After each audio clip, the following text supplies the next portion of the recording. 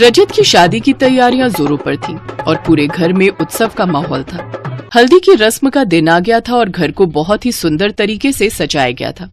रजत के माता पिता और दोनों बड़े भाई भी सजावट का आनंद ले रहे थे। रजत परिवार में सबसे छोटा था।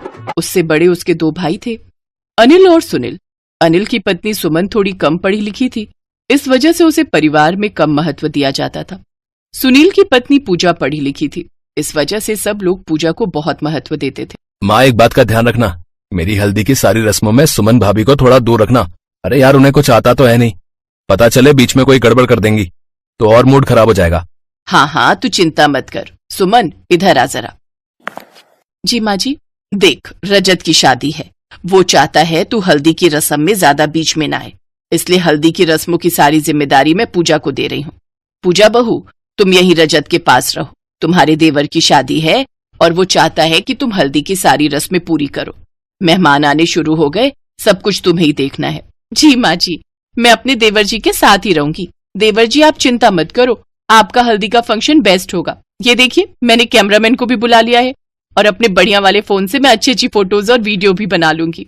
भाभी, फोटोज और वीडियोज ना प्रियंका को भी भेज देना, वो भी मुझे अपनी हल्दी की फोटोज वीडियोज भेजेगी।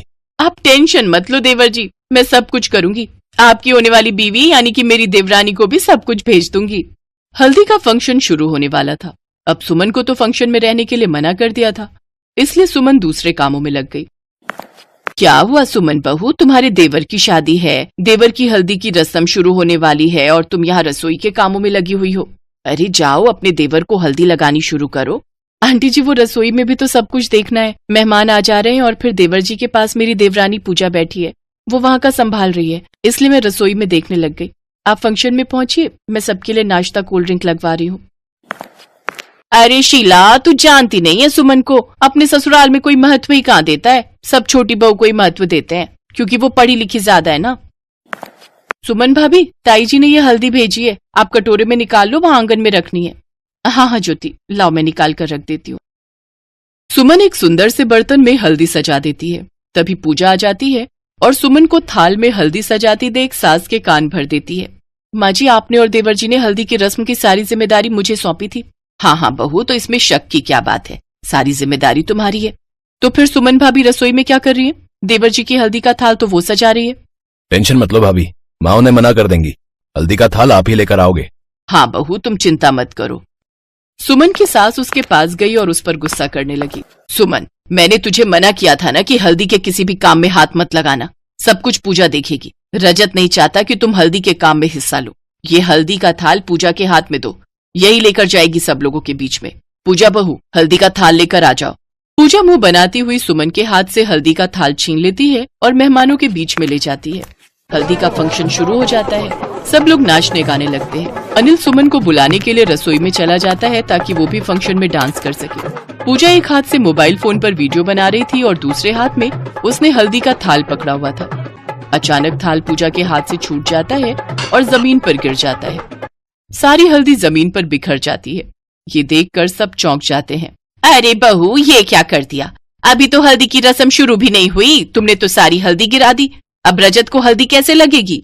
पूजा बहू, ध्यान देना चाहिए था ना, तुम एक हाथ से मोबाइल फोन पर वीडियो बना रही हो और दूसरे हाथ से तुम हल्दी लगा रही हो। ये कैसी बच्चों सी हरकत है? देखा ना, सारा थाल गिरा दिया, सारी हल्दी जमीन पर गिर गई है। अब रजत को हम क्या लगाएंगे? हाँ सॉरी, मैं एक हाथ से वीडियो बना रही थी, पता नहीं मेरे हाथ से हल्दी का थाल कैसे छूट गया।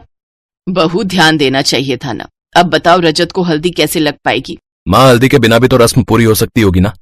कोई बात नहीं, मैं हल्दी के बिना ही रह लूंगा। तभी सुमन आ जाती है। उसके हाथ में हल्दी से सजा हुआ एक और थाल था। ऐसे कैसे हो सकता है कि हमारे देवर जी की हल्दी हो और उन्हें हल्दी ना लगे? ये रही हल्दी देवर जी। सुमन बहू, ये हल्दी तुमने कब तैयार की? शादी की हल्दी तो पहले ही बन गई थी ना। माँ जी, जब हल्दी बनाई थी तो उसमें से थोड़ी हल्दी मैंने मंदिर में रख दी थी, फिर ध्यान ही नहीं रहा कि इस हल्दी में वो हल्दी मिलानी है। पर भगवान का लाख लाख शुक्र है कि ये हल्दी काम आ गई। पूजा, ये लो, हल्दी देवर जी को लगाओ। इस हल्दी में भगवान का आशीर्वाद है, अब हल्दी को कुछ नहीं होगा। कुछ देर तक सब सुमन को देखते रहे। रजत भी बहुत शर्मिंदा था कि जिस भाभी को वो इतना अपमानित करता था, आज वही भाभी उसकी मदद कर रही है। सुमन भाभी, पूजा भाभी के साथ आप भी मुझे हल्दी लगाओ, आप बड़े हो, पहला हक आपका है। हाँ सुमन बहू, जाओ अपने देवर को हल्दी लगाओ। सुमन की आंखों में खुशी के आंसू आ जाते हैं। भगवान की कृपा से आज उसे वही सम्मान मिला जिसकी वो हमेशा कामना करती थी। सुमन और पूजा दोनों मिलकर अपने देवर को हल्दी लगाती है। पूजा भी सुमन को सॉरी बोलती है। खूब जोर शोर से हल्दी का फंक्शन होता है। सबके चेहरे पर खुशी आ जाती है। सुमन के चेहरे पर भी बहुत खुशी थी। उसे अपने परिवार का प्यार मिल गया था। अगले दिन धूमधाम से रजत की शादी होती है और सुमन और पूजा दोनों मिलकर अपनी छोटी देवरानी प्रियंका का स्वागत करती हैं।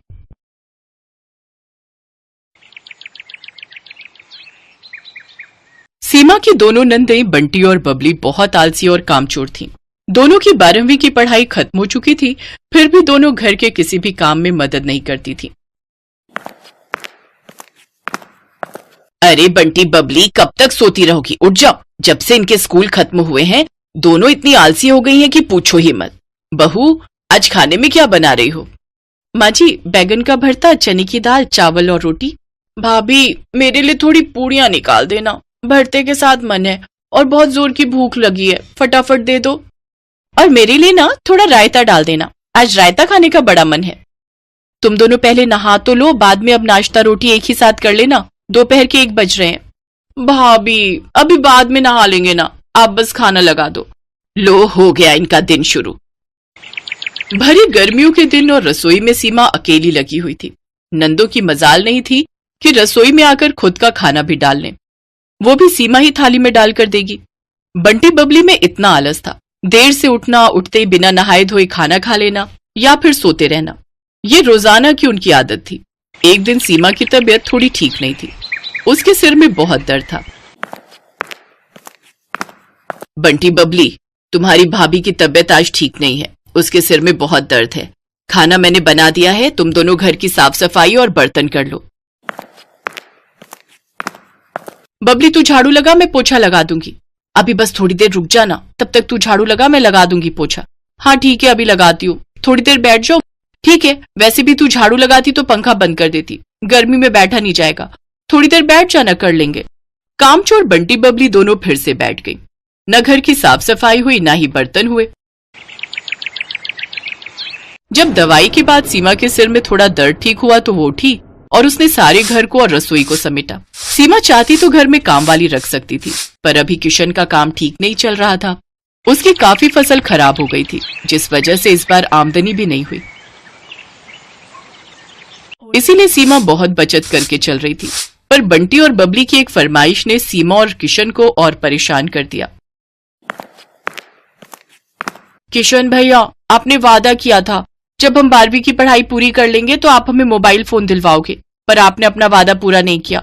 हमें बस मोबाइल फोन चाहिए। हमारे साथ की सारी सहेलियों के पास मोबाइल फोन है, सब शहर से बढ़िया मोबाइल फोन खरीद कर लाई हैं। हाँ भैया, हम दोनों को अलग अलग अपना अपना मोबाइल फोन चाहिए। हम बार बार अपनी सहेलियों को बोलते हैं कि अपना फोन दिखा दो, हम दोनों के पास फोन ही नहीं है। हमें महंगा वाला शहर से मोबाइल फोन लाकर दो, वरना हम दोनों खाना नहीं खाएंगे, भूखे रहेंगे। क्यों बंटी? अरे तुम दोनों ये कैसी शर्तें रख रही हो? तुम दोनों जानती हो मेरा काम अभी इतना सही नहीं है कि मैं एक साथ 2 मोबाइल फोन खरीद सकूं। एक ले देता हूं, तुम दोनों एक से ही। नहीं भैया, अपनी कुछ पर्सनल बातें होती हैं, हम दोनों एक मोबाइल से काम नहीं चलाएंगे। अब कहीं से भी कैसे मर्जी हमें मोबाइल फोन ला कर दो, बस हमने कह दिया। ये तुम दोनों की जिद ना बहुत बढ़ती जा रही है, क्यों अपने भैया को परेशान करती हो? माँ, हम परेशान नहीं कर रहे, हमारी सहेलियों के सामने हमारी भी कोई इज्जत है। हम इतनी बड़ी हो गई हैं और हमारे पास मोबाइल फोन भी नहीं है, ये हमारे लिए बहुत ही शर्म की बात है। अब तो हम दोनों तभी खाना खाएंगे जब मोबाइल फोन हमारे हाथ में होगा। बंटी और बबली ने जिद पकड़ ली कि उन्हें अलग अलग मोबाइल फोन चाहिए। बंटी और बबली दोनों ने ना ही दोपहर का खाना खाया, ना ही रात का। इस वजह से घर में सब बहुत परेशान हो गए और किशन को बंटी और बबली के लिए शहर जाकर नए मोबाइल फोन लाने ही पड़े। अब बंटी बबली के हाथ में अपने अपने मोबाइल फोन आ गए थे तो वो पूरा दिन ही नहीं हिलती थी। बंटी, बबली, पलंग की चादर बहुत गंदी हो रही है, मुझे उतार कर दे दो, मैं कपड़े धोने जा रही हूँ, धो दूंगी, बहुत दिनों से धोई नहीं है। भाभी, आज रहने दो ना, अभी मन नहीं हो रहा उठने का, अब दूसरे कपड़े धो लो, कल दे देंगे। अब पलंग की चादर आपको दे देंगे तो फिर दूसरे बिछाने में टाइम लगेगा, कल धो लेना आप। बंटी बबली, इतना आलस ठीक नहीं है, अब तुम दोनों बड़ी हो गई हो, थोड़ा बातों को समझा करो, कम से कम अपने कमरे को तो साफ रखा करो, बाकी सब तो मैं कर ही देती हूँ।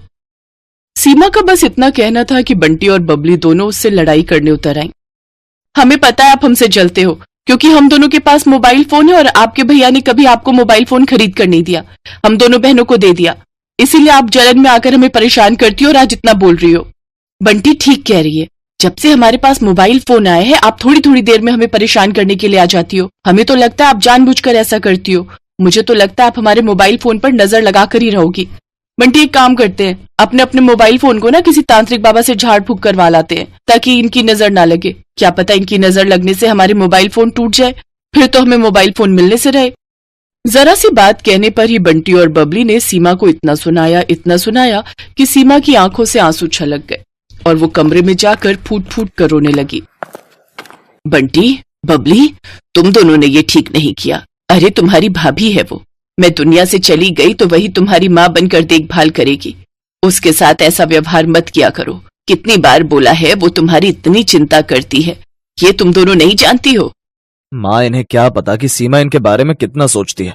तुम दोनों को शायद ये सच पता नहीं है कि ये जो मोबाइल फोन तुम दोनों के हाथ में है आज सीमा की वजह से ही है।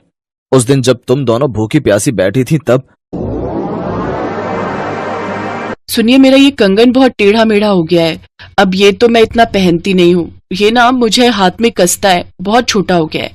एक काम करो, तुम ये कंगन देकर जो पैसे मिलेंगे उसके 2 मोबाइल फोन खरीद कर ले आओ। सुनो, ना मत करना, मैं बंटी और बबली को ऐसे भूखा प्यासा नहीं देख सकती, वो दोनों मेरी छोटी बहनें हैं। जाओ तुम शहर जाकर 2 मोबाइल फोन खरीद लाओ।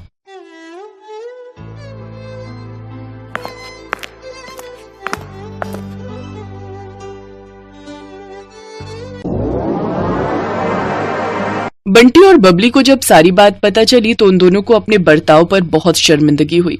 उन दोनों ने सीमा से माफी मांगी। हमें माफ कर दो भाभी, हम दोनों ने आपको बहुत ज्यादा परेशान किया है।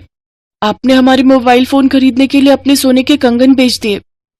आई एम सॉरी भाभी, हमने आपको बहुत ही ज्यादा परेशान कर दिया। अरे कोई बात नहीं, तुम दोनों मेरी छोटी बहनें हो, कंगन तो फिर मिलेगा। मैं जानती हूँ जब तुम्हारी कॉलेज की पढ़ाई पूरी हो जाएगी, उसके बाद तुम्हारी अच्छी नौकरी लगेगी, तो तुम मुझे उपहार में सोने के कंगन तो बनवा कर दे ही दोगी ना। कॉलेज की पढ़ाई भाभी? हाँ बंटी बबली, तुम्हारी सीमा भाभी की एक सहेली शहर में ही एक कॉलेज में टीचर है। सीमा ने तुम दोनों के कॉलेज की पढ़ाई की उससे बात की है, वो तुम्हारा एडमिशन करवा देगी। सीमा ने उससे सारी बात कर ली है।